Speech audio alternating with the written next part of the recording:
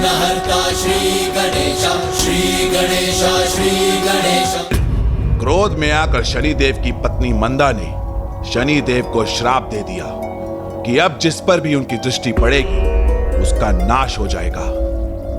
देवी मंदा से शापित होने के उपरांत शनि जी ने अपने भाग्य को स्वीकार किया और प्रभु महादेव को प्रसन्न करने हेतु तपस्या करने निकल गए। ओम नमः शिवाय। सुगंधिं पुष्टिवर्धनम् नमः शिवाय। ओम नमः शिवाय। नमः शिवाय। सुगंधिं पुष्टिवर्धनम्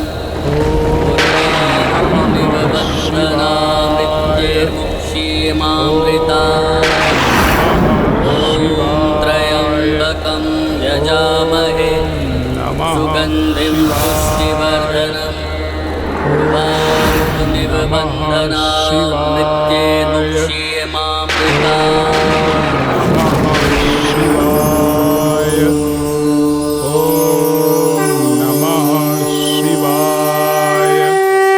और इस प्रकार पूर्ण रूप से शनि जी प्रभु महादेव शिव शंकर शंभू की तपस्या में लीन हो गए। अपना आकार बढ़ाना होगा मुझे लंकेश को धकेलने के लिए।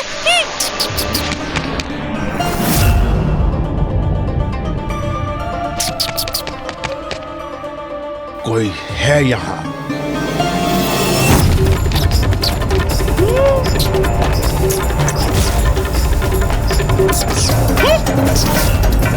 इस मूषक की इतनी उदंडता!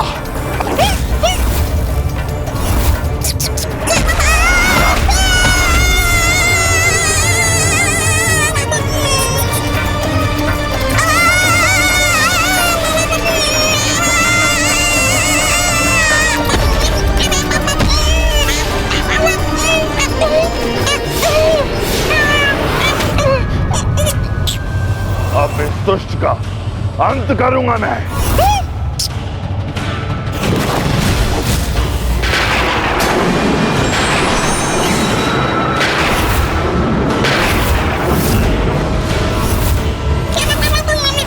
रुक जाइए लंकेश। प्रभु के आत्मलिंग को अपने हाथ में लिए किसी दुर्बल प्राणी का अंत मत कीजिए। फिर ये तो मेरे वाहन मूषक जी हैं। आपका वाहन है ये मूषक, तो ये मुझ पर प्रहार करने का प्रयास क्यों कर रहा था? आप इसके साथ मेरे विरुद्ध कोई षड्यंत्र तो नहीं रच रहे हैं? बहुत समय से मुझे आभास हो रहा था कि ये मेरे पीछे है और आप इसकी रक्षा कर रहे हैं। आप दोनों क्या चाहते हैं? स्पष्ट कहिए गणेश जी, क्या प्रयोजन है आपका? क्या आप प्रभु शिव के आत्मलिंग को उनके पास वापस लौटाने के लिए आए हैं? नहीं नहीं नहीं लंकेश जी, आत्मलिंग को लौटाने की तो हमारी कोई भी इच्छा नहीं, क्योंकि इन्हें तो स्वयं प्रभु शिव ने आपको प्रदान किया है। तो हम पिताश्री शिव शंकर शंभू की इच्छा के विरुद्ध कैसे जा सकते हैं? तो फिर इस उद्दंडता का कारण क्या है गणेश जी?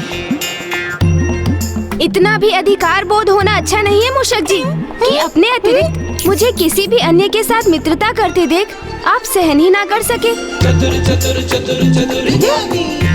मैं इनके साथ सदैव के लिए लंका तो जा नहीं रहा हूँ, जो आप मेरे लिए इनको धकेलने चले आए। ये रावण है, लंकेश दशानन रावण है। ये पिताश्री के परम भक्त हैं। आपके समान ये मेरे संगी साथी नहीं और मुझे ज्ञान प्रदान कर रहे हैं मूषक जी। ये तो परम ज्ञानी है और फिर इनके हाथों में तो पिताश्री के आत्मलिंग है। लंकेश आप तनिक मेरी सुनिए, ऐसे साधारण तुच्छ से मूषक से आत्मलिंग की रक्षा हेतु आपको कोई अस्त्र शस्त्र उठाने की आवश्यकता नहीं। मैं इन्हें तो बाद में दंडित करूंगा। अभी आपको तो ज्ञात है ना कि कैसे मित्रों को कभी कभी अधिक ही अधिकार का बोध हो जाता है। किंतु आप चिंता मत कीजिए, ये मूषक जी आपको अब कभी पुनः दिखाई नहीं देंगे।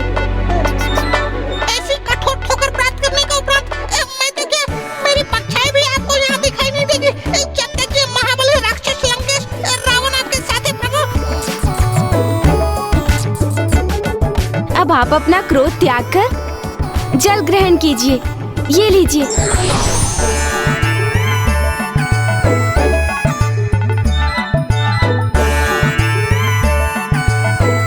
मेरी ये युक्ति तो असफल हो गई, इसलिए मुझे मेरी मूल योजना पर ही स्थिर रहना होगा, अर्थात दशानन को तब तक जल का पान कराते रहना होगा जब तक कि उन्हें लघु शंका ना लग जाए, क्योंकि जब ऐसा होगा तो ये आत्मलिंग मेरे हाथ में देने पर विवश हो जाएंगे और मैं पिताश्री के आत्मलिंग को वहीं भूमि पर स्थित कर दूंगा, जिससे वो वहीं प्रतिष्ठित हो जाएं और फिर उनके लंका पहुंचने का कोई प्रश्न ही शेष नहीं रहेगा। हाँ, तो मैं कहाँ था? आप शनि जी के तप का वर्णन कर रहे थे लंकेश। हाँ, उनकी तपस्या, सदियों तक वो तपस्या में लीन रहे और एक दिवस अचानक उनकी तपस्या अपने चरम तक पहुंचने लगी, जिसका प्रभाव उनके चारों ओर दिखाई देने लगा था। ओम नमः शिवाय। ओम नमः शिवाय। शराय नमः शिवाय। ओम नमः शिवाय। ओम नमः शिवाय। ओम नमः शिवाय। नमः शिवाय। ओम नमः शिवाय।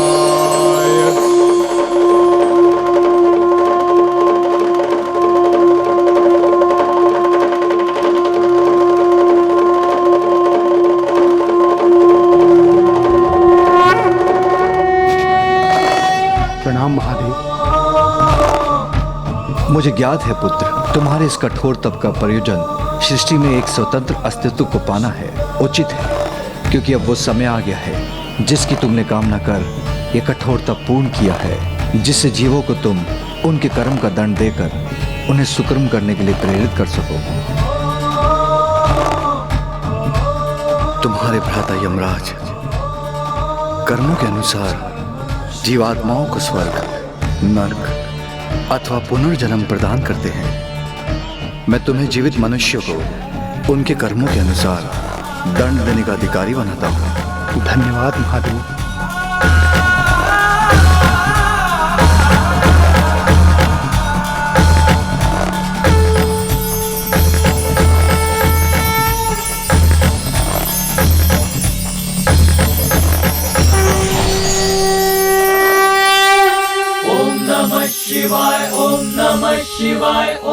धन्यवाद प्रभु। आज के बाद तुम्हारी दृष्टि संपूर्ण जगत पर रहेगी, जिससे जीवों को तुम उनके कर्म का दंड देकर उन्हें सुकर्म करने के लिए प्रेरित कर सको और वो जीव स्वयं में सुधार लाकर सत्य और धर्म के मार्ग पर चल सके, प्रभु के निकट पहुंच सके। और मैं तुम्हें तुम्हारा दायित्व निभाने के लिए तुम्हें सूर्य मंडल के ग्रहों में भी स्थान देता हूं। इन ग्रहों में समावेश करने से इनकी संख्या बढ़कर 9 हो जाएगी।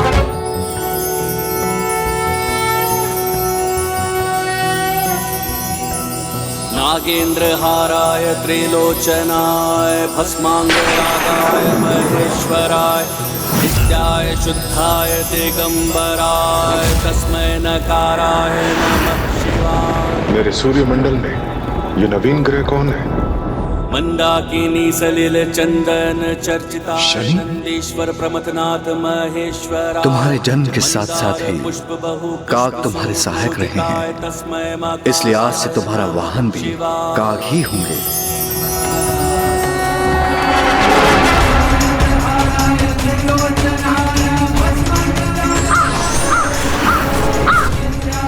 तुम्हारे अस्त्र होंगे गदा, धनुष एवं बाण।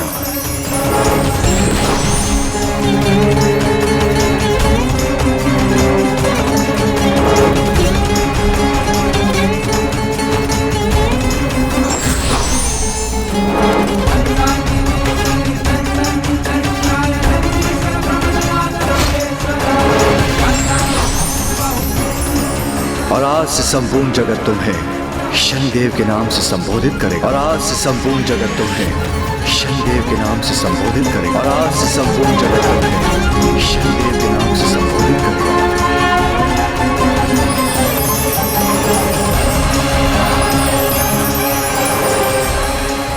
धन्यवाद, धन्यवाद महादेव।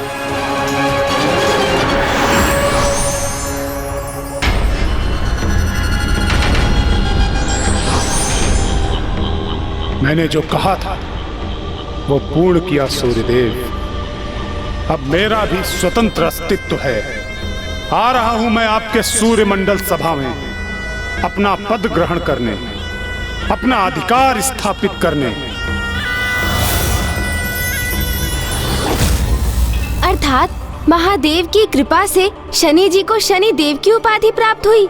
हाँ शिवनंदन, अन्य ग्रहों के अधिपतियों के समान शनि ग्रह के साथ अब वो भी सूर्यमंडल के अभिन्न भाग बनने जा रहे थे। किंतु सूर्यमंडल के अन्य ग्रहों के स्वामी सूर्यमंडल सभा में एकमत होकर यही चाहते थे कि शनि देव का उस सभा में प्रवेश वर्जित किया जाए।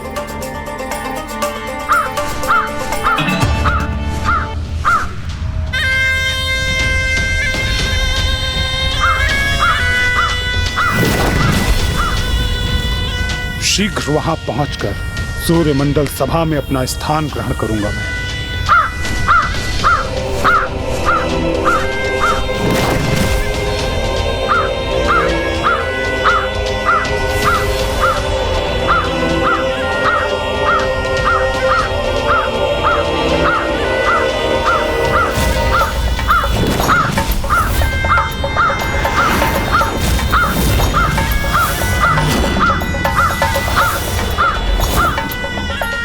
काक का कर्कश स्वर, अर्थात शनिदेव हमारे सूर्यमंडल द्वार पर पहुंच चुके हैं। इसलिए हमें शीघ्र अतिशीघ्र किसी निर्णय पर पहुंचना होगा।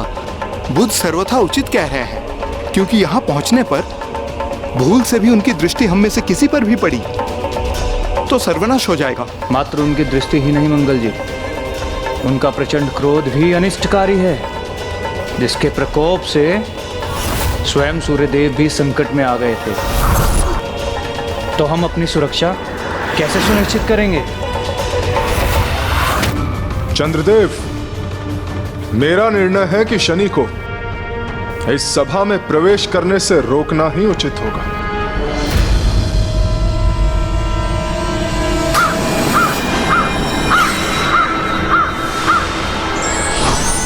सूर्यदेव, आपके सम्मुख पहुंच आपसे भेंट करने के लिए अति उत्सुक हूं मैं।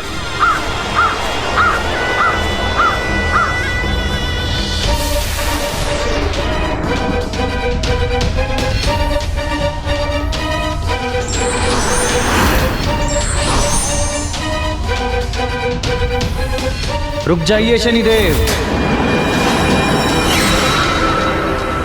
ये सभी अन्य ग्रहों के अधिपति मुझसे छिप क्यों रहे हैं और मुझे सूर्यमंडल सभा में प्रवेश करने से क्यों रोका जा रहा है? क्या मेरा ये मानना उचित है कि आप सभी सूर्यमंडल सभा में मेरे स्वागत हेतु यहाँ उपस्थित हैं?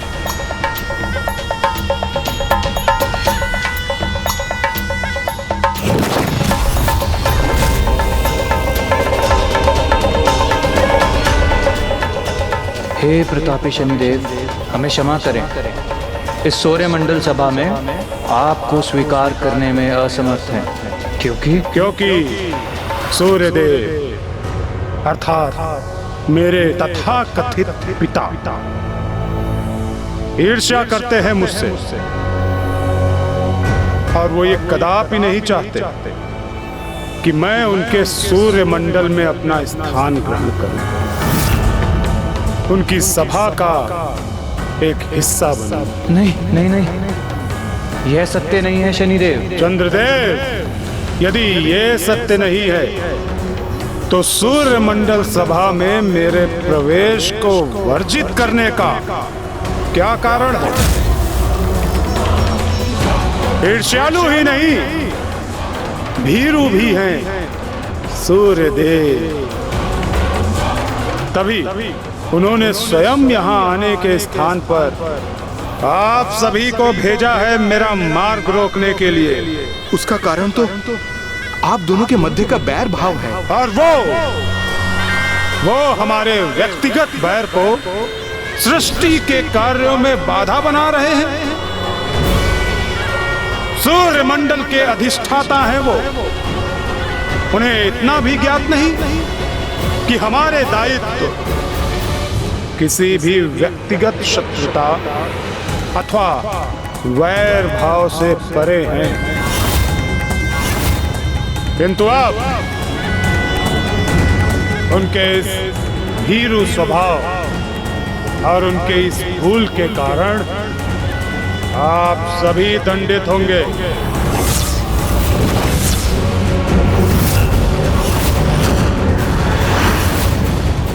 सूर्यदेव के आदेश पर आप सबने यहाँ आकर मेरा मार्ग रोकने का जो कार्य किया है उसका दंड आपको अवश्य मिलेगा।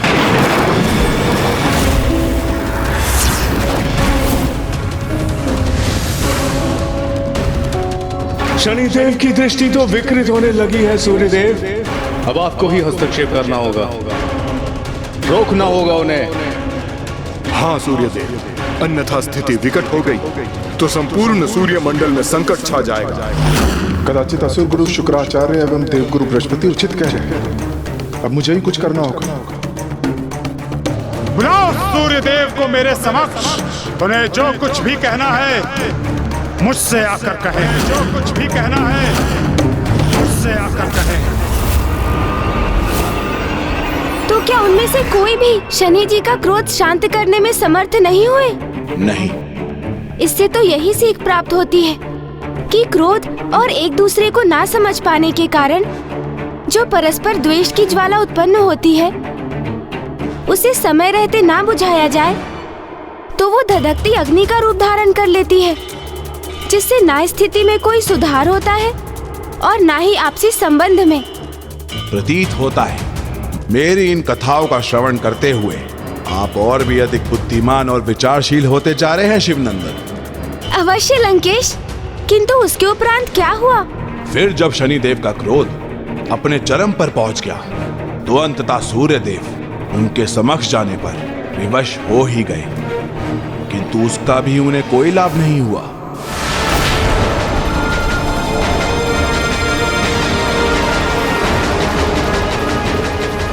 अपने क्रोध का परिचय दिए बिना क्या कभी भी कुछ भी करने में सक्षम नहीं तुम शनि? शनि नहीं सूर्यदेव, शनि नहीं, शनिदेव।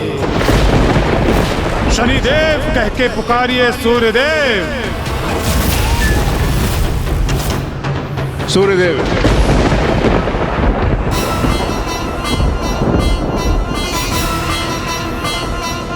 शनिदेव की उपाधि प्राप्त करने पर तुम मेरी बधाई के पात्र हो। तुम्हारी इस सफलता से मैं अत्यंत प्रसन्न भी हूं, किंतु प्रसन्नता नहीं, ईर्ष्या कहिए, ईर्ष्या। क्योंकि मैंने जो कहा वो मैंने करके दिखाया और मेरी ये सफलता आपको तनिक भी भा नहीं रही है। इसीलिए सूर्य मंडल सभा में मेरा प्रवेश वर्जित करना चाहते हैं आप। स्मरण कीजिए सूर्यदेव, क्या कहकर आपने मुझे उलाहना दी थी। बताओ मुझे, अस्तित्व ही क्या है तुम्हारा देवी छाया और मेरे पुत्र होने के अतिरिक्त? किंतु अब अपने स्वतंत्र अस्तित्व के साथ उपस्थित हूं आपके समक्ष। और ये पद, ये उपाधि, ये अस्तित्व स्वयं महादेव की कृपा से प्राप्त हुआ है मुझे। इसीलिए ये कहने पर विवश हैं आप कि आपको मुझसे कोई आपत्ति नहीं है, किंतु सत्य तो यही है सूर्यदेव कि भीतर तक व्यथित हो गए हैं आप। कहीं ऐसा तो नहीं कि मेरे पद, मेरी उपाधि, मेरे अस्तित्व और मेरे स्थान के समक्ष आपको स्वयं का स्थान अत्यंत हीन प्रतीत हो रहा है? मुझे लेकर तुम्हारे मन में सदैव एक भ्रम रहा है, जो आज भी है। कोई भ्रम नहीं है मुझे। जो सत्य है वो मेरे समक्ष है और उसे भली भांति समझ रहा हूं मैं। आप मुझे सूर्य मंडल में स्थान नहीं देना चाहते, क्योंकि मेरे पद के समक्ष आपको स्वयं अपने पद की हीनता का भय है।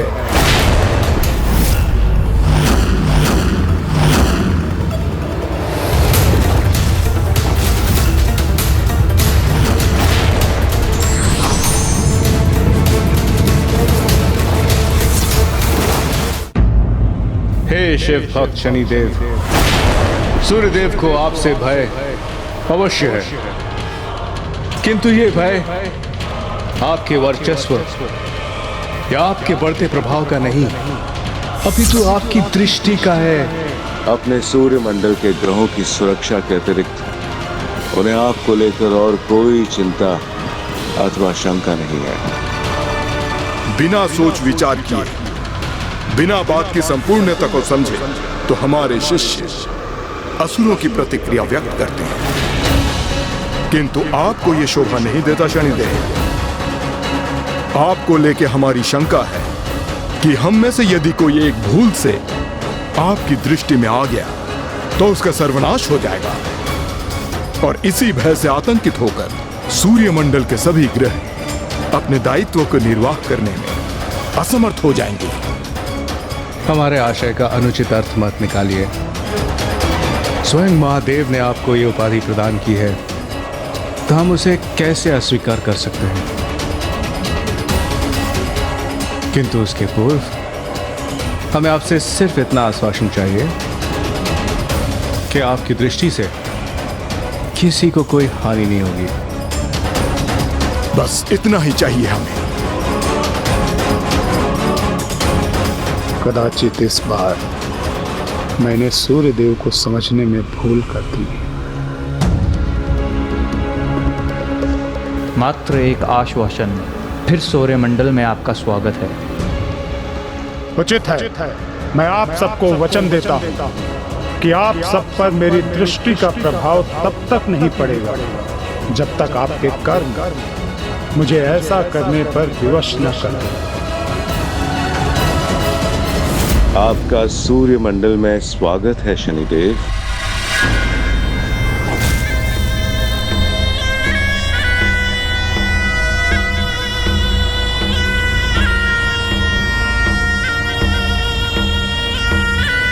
सदैव क्रोधित रहने के लिए मैं उचित सीख दूंगा तुम्हें शनि। बहुत रुचि है ना तुम्हें सूर्यमंडल में यह स्थान प्राप्त करने की, तो अब मैं तुम्हें तुम्हारे उचित स्थान से परिचित कराऊंगा।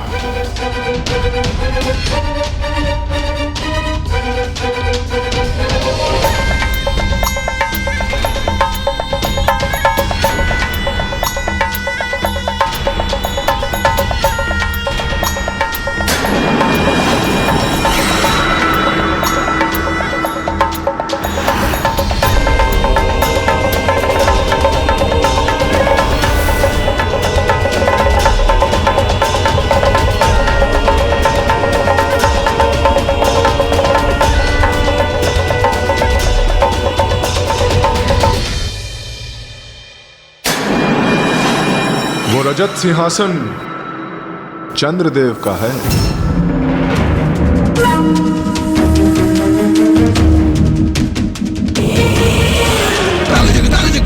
ताली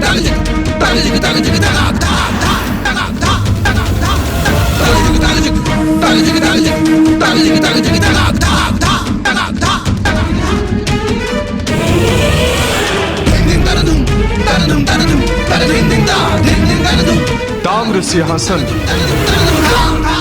मंगल देव का है।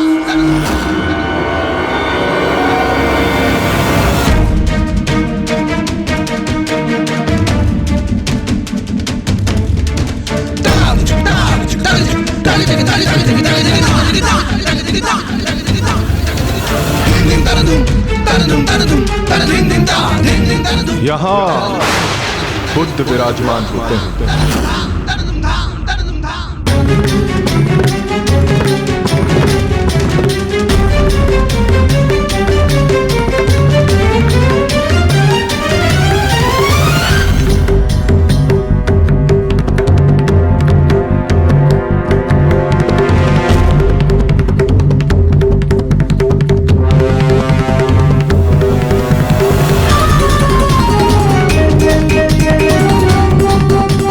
और ये स्वर्णिम पीले रत्न जड़ित दिव्य सिंहासन एकमात्र देवगुरु बृहस्पति जी का है।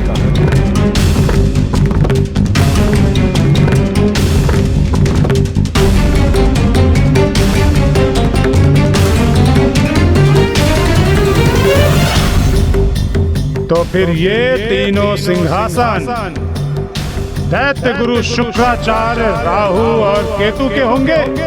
उचित कहा तुम।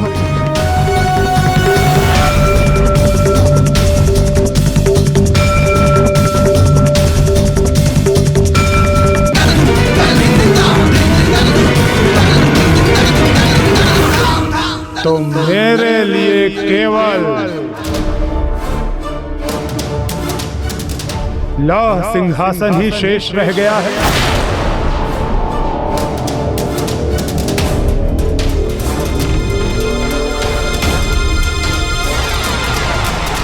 आपकी सभा के सभी दिव्य प्रकाश से सुशोभित सिंहासनों के मध्य सर्वदा शोभाहीन सिंहासन। तुम अन्यथा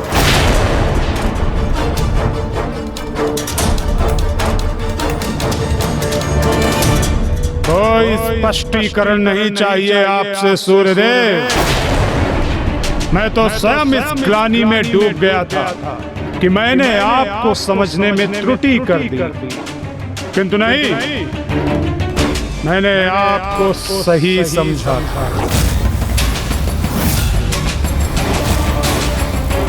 आप ना हमारे लिए कभी कुछ उत्तम सोच सकते हैं और ना उत्तम कर सकते हैं। इसलिए आपके और हमारे मध्य सौहार्द कभी स्थापित नहीं हो सकता। उचित कहा तुम। जिस प्रकार तुम्हारे मन में मेरे लिए कभी सम्मान उत्पन्न नहीं हो सकता, उसी प्रकार मैं भी कभी तुम्हें वो स्नेह नहीं दे पाऊं।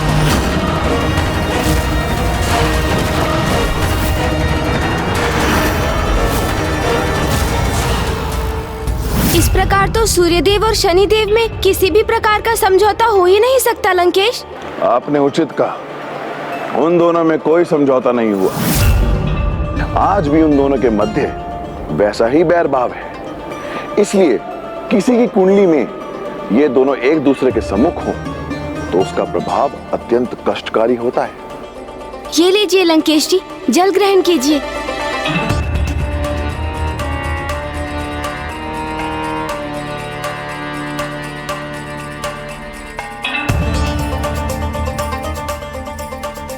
क्या शनिदेव ने उस लौह सिंहासन के साथ उस सूर्यमंडल गृह सभा में अपना स्थान स्वीकार कर लिया लंकेश?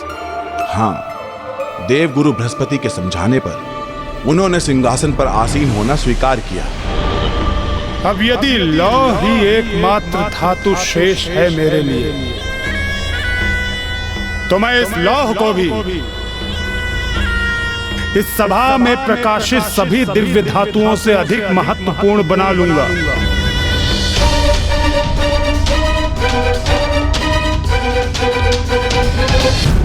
ओम नमः शिवाय।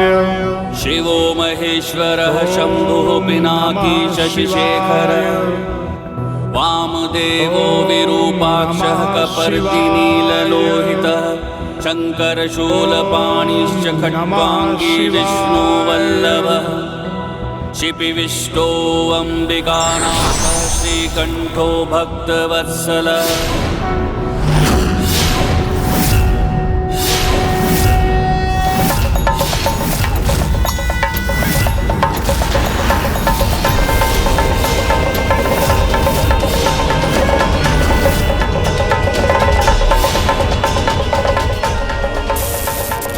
और इस प्रकार कर्मफल दाता के रूप में शनि देव ने अपना दायित्व संभाल लिया। प्रभु शिव शंकर शंभु से शनि देव को प्राप्त इस उपाधि, इस वरदान ने ही प्रभु पिपलाद के अवतार के लिए अभिशाप का रूप धारण कर लिया। किंतु क्यों? ऐसा क्या हुआ था शनिदेव और प्रभु महादेव के पिपलाद अवतार के मध्य?